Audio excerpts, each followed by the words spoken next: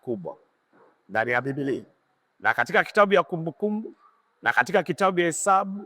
Mungu anawaambia Waisraeli, mtapanda Yerusalemu mara 3 kwa mwaka.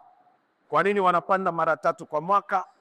Katika kalenda ya Mungu kuna sherehe 3. Sherehe ya kwanza wanapaka mwezi wa 4. Sisi tunaihesabu hii wiki tunaingia mwezi wa 4. Lakini Israeli hawahesabu mwezi wa 4. Wanahesabu mwezi wa kwanza. Mwezi walikombolewa kutoka katika utumwa wa Misri kwa miaka 450.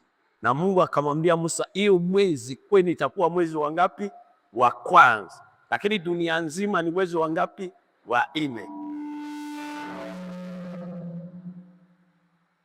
Dunia nzima ni mwezi wa 4.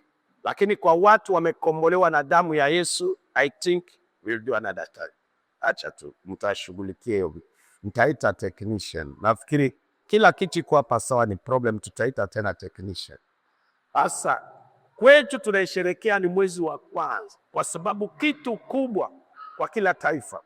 Nchi yote dunia nzima haikose sherehe ya kitu inaitwa nini? Sikukuu ya uhuru, independence. Na sisi tumekombolewa kutoka mikono ya shetani katika sikukuu ya Pasaka. Na sherehe ya pili, baada ya Waisraeli kutoka katika nchi ya Misri, walipanda mavuno yao ya kwanza ya haraka na ikatoka na ikaitwa sikukuu ya mavuno. Na kwetu leo sikukuu ya mavuno inaanguka siku kanisa watu walijazwa na kubatizwa na Roho Mtakatifu. Lakini sherehe ya tatu, Waisraeli walikumbuka vile waliishi kwa mabanda miaka 40 bila nyumba, bila kitu chochote. Wanaishi kwa hema miaka 40 na ilikuwa inaitwa sikukuu ya mabanda.